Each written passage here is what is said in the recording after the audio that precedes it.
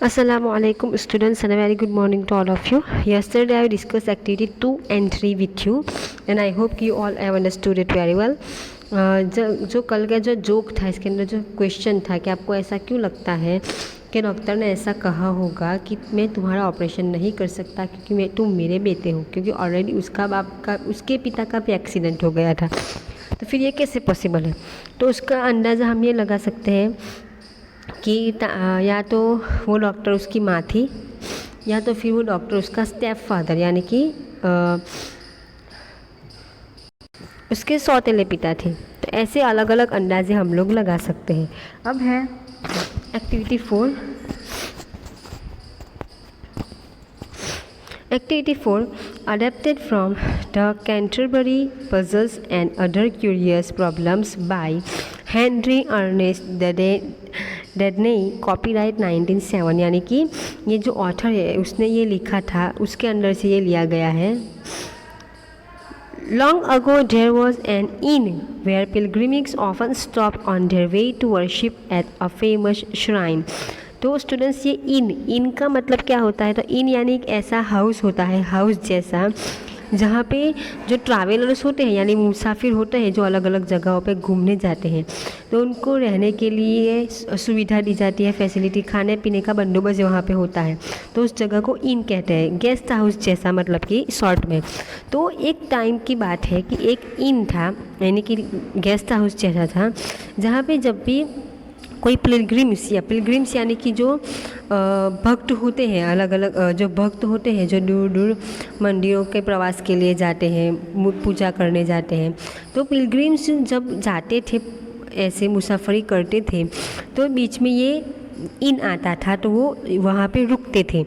During the long evening as they rested from their journey they would tell stories and sometimes amuse each other with the games and puzzles. तो students इतने long journey करने के बाद, इतनी बड़ी मुसाफरी करने के बाद जब वे लोग थक के इस इन में, इस गेस्ट हाउस में जब आराम करने आते थे तो क्या करते थे, एक दूसरे को स्टोरीज सुनाते थे, पजल्स कहते थे या फिर गेम्स खेलते थे एक दूसरे को, मतलब रिलैक्स करने के लिए, थकान दूर करने के लिए, एन्जॉयमेंट के लिए ये सब करते थे। और one evening the company all turn to the pardner यानी कि जो क्रिश्चियन रिलीजन में जो चर्च में होते हैं ना पार्डन फादर जिसे हम कहते हैं वो। तो एक दिन की बात है कि पार्डनर का टर्न आया, अब उनकी बारी थी कुछ पजल या कुछ भी करने की। तो द पार्डनर्स पजल, तो पार्डनर ने एक पजल दी दूसरे लोगों को, अपने पार्टनर्स को, अपने साथियों को। The gentle pardner who had just arrived very tired all the way from Rome begged to be excused, but the company would not spare him. Friends and fellow pilgrims said him, truly the puzzle I have made is a poor thing, but it's the best that I have been able to create. पार्डनर बहुत लंबी journey करके आए थे, रोम से आए थे, तो बहुत थक गए थे, तो दूसरों लोगों के साथ जब इस इन में बैठे थे तो उन्होंने कहा कि फ्रेंड्स मैंने एक पज़ल बनाई है, लेकिन मेरी जो पज़ल है वो बहुत पुअर है, यानी कि इतनी बड़ी ग्रेट नहीं है, मैं इतना परफेक्ट नहीं हूँ पज़ल बनाने में, लेकिन फिर भी ये कह सकता हूँ कि ये पज़ल मेरी बेस्ट पज़ल है जो अब तक मैंने क्रिएट की है, यानी कि मैं इससे बेस्ट क्रिएट नहीं कर सकता था। Blame my lack of knowledge of such matters if you don't like it. कहा कि अगर आप लोगों को ये पज़ल पसंद ना आए तो ये सब मुझे नहीं, मेरे लैक ऑफ नॉलेज को ब्लेम करना, यानी कि आप ये समझना कि मुझ में, मेरे अंदर इतना सारा नॉलेज नहीं है कि मैं एक अच्छी सी पज़ल बना सकूं। But his invention was very well received, लेकिन सब लोगों को उनकी पज़ल बहुत पसंद आई।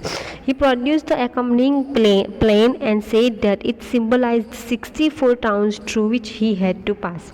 उसने एक पज़ल बनाई थी जिसके अंदर जो बॉक्सेस थे वो टोटल 64 शहर, टाउन यानी शहर, 64 टाउन्स को सिम्बलाइज़ कर रहे थे जहाँ पे उन्हें घूमना था। यानी कि ये पज़ल थी उस पार्डन ने बनाई थी, उसमें ये जो सभी है वो क्या है, 61 टाउन्स है, 64 टाउन्स है जो वो लोग घूमने वाले थे, अलग अलग जगहों पे जाने वाले थे। During some of his pilgrimage he said the lines connecting to the towns represented road, यानी कि ये जो बॉक्सेस है वो टाउन बताते हैं यानी से है, और इन दोनों के बीच ये जो लाइन्स हमें दिख रही है जॉइंट करती हुई, वो हमें क्या समझना है कि वो रोड है, एक शहर से दूसरे शहर में जाने का रोड है।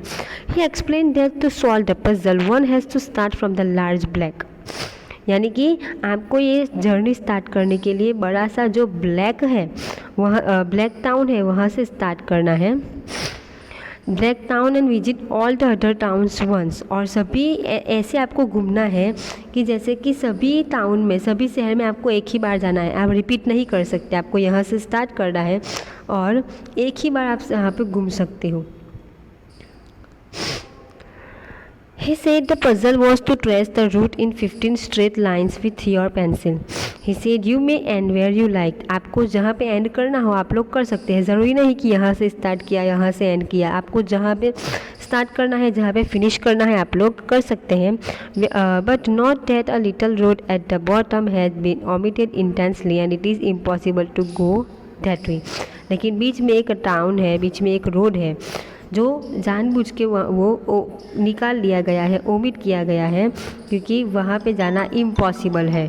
तो ये यानी ये ओमिट किया गया है ना, बीच में रोड नहीं बनाया गया है, तो ये आप वहाँ पे नहीं जा सकते हैं। Read the story carefully to understand the instructions for solving the Pardoner's puzzle. पार्डनर ने जो पज़ल दी है उसे अच्छे से सॉल्व करने के लिए पार्डनर ने जो इंस्ट्रक्शन दी है, यानी मैंने आपको जो यहाँ पे पूरा बताया कि हमें कैसे ये पज़ल सॉल्व करनी है, उसको आप फॉलो कीजिए। Work with a partner to understand the story and solve the puzzle, फिर अपने पार्टनर के साथ इसको सॉल्व करने की ट्राई कीजिए। Try to be the first in your class to solve it, और अपने क्लास में फर्स्ट आप सॉल्व कर सके ऐसी ट्राई कीजिए। If you finish quickly go and help other to solve it, तो दूसरों की हेल्प भी कीजिए। अब है एक्टिविटी 5। एक्टिविटी 5 के अंदर है read the story, mark any word that you don't understand, use a dictionary, the internet और your classmate who may help you to understand each word and idea in the story. यहाँ पे एक story दी गई है, अगर जो hard word है उसे आपको अंडरलाइन करना है और उसका मीनिंग आपको सर्च करना है। One day walking in the garden with Birbal and other courtiers emperor Akbar bent to pick up a sharp stone, यानी कि एक दिन की बात है कि बीरबल और उसके दूसरे दरबारियों के साथ अकबर राजा घूम रहे थे। तो घूमते घूमते अकबर राजा अचानक ही बीच में रुके और नीचे एक शार्प स्टोन, शार्प पत्थर पड़ा हुआ था, उसे लेने के लिए वहाँ पे झुके। With it he drew a line on the ground and said Birbal make a line shorter, यानी कि उस पत्थर से अकबर ने क्या किया, ग्राउंड के ऊपर एक लाइन बनाई, लाइन ड्रॉ की, और फिर बीरबल को कहा कि इस लाइन को छोटा कर दो। कैसे करनी है वो, तो he paused and with a glint of mischief in his eyes he said but don't touch it, just make it shorter। Birbal ने क्या कहा कि तुम्हें मेरी बनाई हुई लाइन शॉर्ट करनी है, यानी फॉर एग्जांपल यहाँ पे हमें दिया गया है ये अकबर राजा ने ये लाइन बनाई है बराबर, तो अकबर राजा ने कहा कि मैंने जो ये लाइन बनाई है उसको शॉर्ट करनी है तुम्हें, लेकिन ध्यान में ये रखना है कि तुम्हें इस लाइन को बिल्कुल भी टच नहीं करना है, यानी टच किए बिना मेरी लाइन को शॉर्ट कर दो। अब बीरबल ने क्या किया होगा वो देखते हैं। The courtiers look at each other, दरबारी हर एक जितने भी वहाँ पे दरबारी थे एक दूसरे के सामने देखने लगे।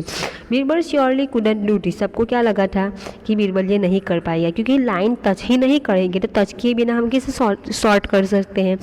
Could he perhaps he would finally be outwitted, but Birbal calmly bent down to pick up another stone. He quietly drew a second line below Akbar's. Everyone looked at two lines. Akbar's line was clearly shorter than Birbal's. तो बीरबल ने क्या दिमाग लड़ाया, बीरबल ने भी दूसरा पत्थर लिया, पत्थर लेके अकबर की लाइन के नीचे एक बड़ी लाइन ड्रॉ कर दी, और जब बीरबल ने अपनी बड़ी लाइन ड्रॉ की तो ऑटोमेटिकली अकबर की लाइन छोटी हो गई। तो ये दिमाग उसने यूज़ किया, तो ऐसे उसने अपना नॉलेज यूज़ किया। There was a brief silence, सब लोग एकदम शांत हो गए। Then Akbar smiled, I thought I had outsmarted you this time but you have done it again। Akbar ने क्या कहा, मुझे लगा था कि इस बार मैं तुम्हें हरा दूंगा, मतलब तुम इसको सॉल्व नहीं कर पाओगे, लेकिन फिर अगेन तुमने दोबारा इसे सॉल्व कर दिया। तो स्टूडेंट्स ये थी हमारी एक्टिविटी 4 and 5 जो मैंने आपको समझाई। आई होप अच्छी तरह से समझ में आ गई होगी। नेक्स्ट एक्टिविटी हम नेक्स्ट वीडियो में देखेंगे। Thank you very much.